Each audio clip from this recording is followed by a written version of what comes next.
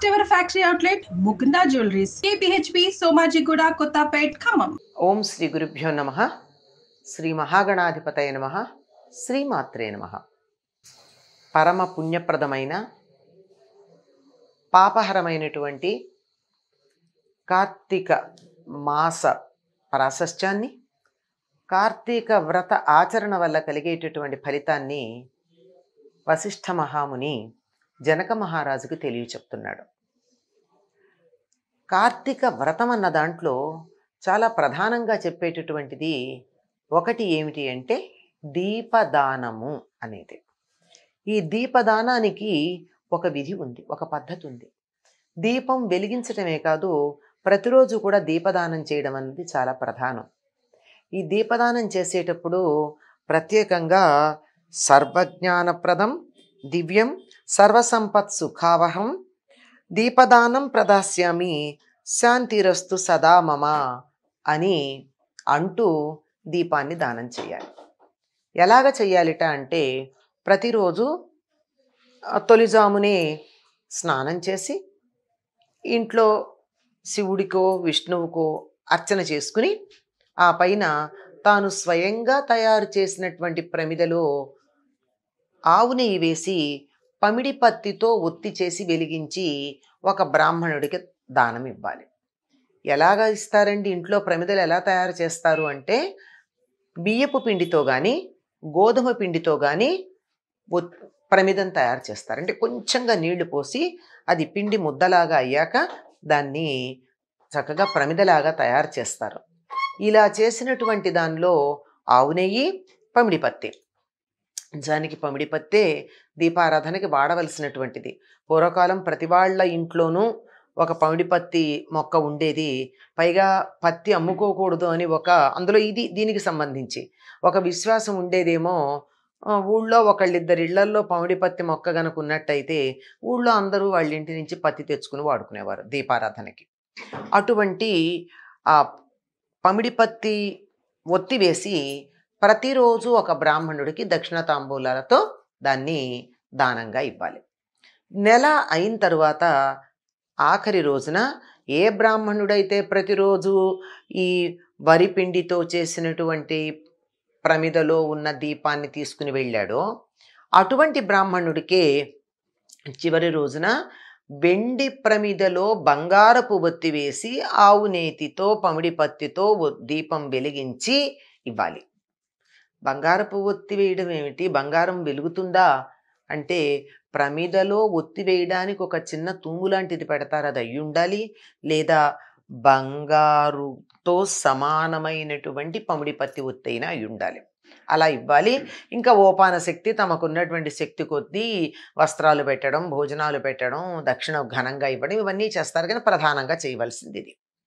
దీనివల్ల ఫలితం ఏమైనా ఉంటుందా అంటే, ఒక్క సంవత్సరం ఈ విధంగా గనక చేసినట్టయితే ఎటువంటి ఫలితం ఉంటుందో తెలియజెప్పేటటువంటి ఒకానొక ఇతివృత్తాన్ని వశిష్ఠ మహాముని జనక మహారాజుకు చెప్తున్నాడు. ఒకప్పుడు ద్రావిడ దేశంలో ఒక బ్రాహ్మణ స్త్రీ ఉండేది. ఆవిడికి చిన్నతనంలోనే భర్త మరణించాడు. ఎంత దురదృష్టవంతురాలో! సంతానం లేదు, బంధువులు కూడా ఎవరూ లేరు, జీవనోపాధి లేదు. అటువంటి పరిస్థితుల్లో ధనం అధికంగా ఉన్నటువంటి వారి ఇంట్లో దాసీగా పనిచేస్తూ ఉండేది. వారిచ్చినటువంటి వస్తువులు తీసుకొచ్చి అధిక ధరలకు ఇతరులకు అమ్మేది. అంటే సాధారణంగా ఆ రోజుల్లో ఇంట్లో పనిచేసే వారికి భోజనం పెట్టేవారు. భోజనం గడిచిపోయేది. ఈ ఏదైనా వస్తువు ఇస్తే దాన్ని తీసుకుని వచ్చి అధిక ధరలకి బయట అమ్ముకుంటూ ఉండేది.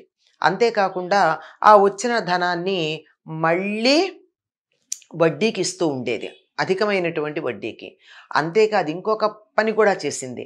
ఏమిటి అంటే, ఎవరైనా దొంగలు సొమ్ము అమ్ముతూ ఉంటే వాళ్ళ దగ్గర తక్కువ ధరకి కొని తాను ఎక్కువ ధరకి అమ్మేది. దొంగలు ఎప్పుడైనా సరే ఆయన కాడికి అమ్ముకుంటారు కదా.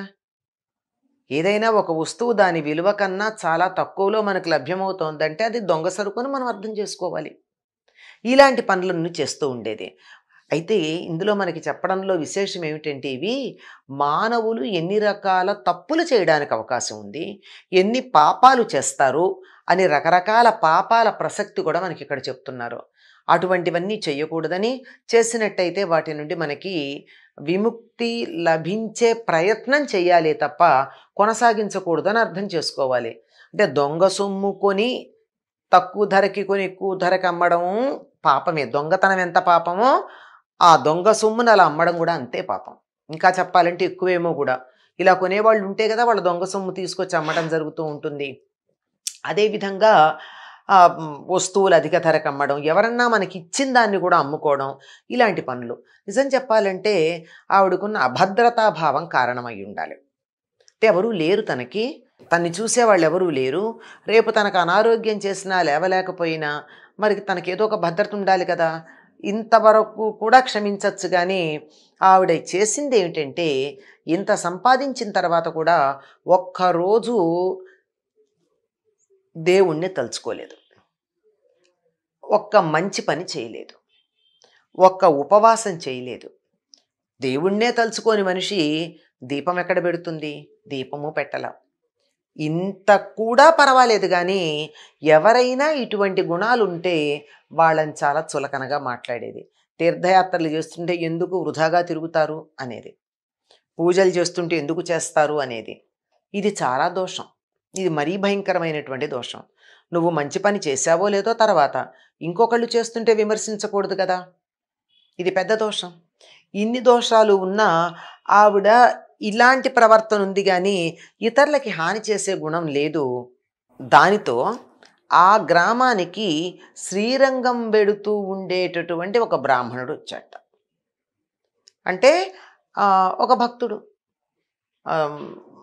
శ్రీ వైష్ణవులకి చాలా ప్రధానమైనటువంటి స్థానం శ్రీరంగ క్షేత్రం.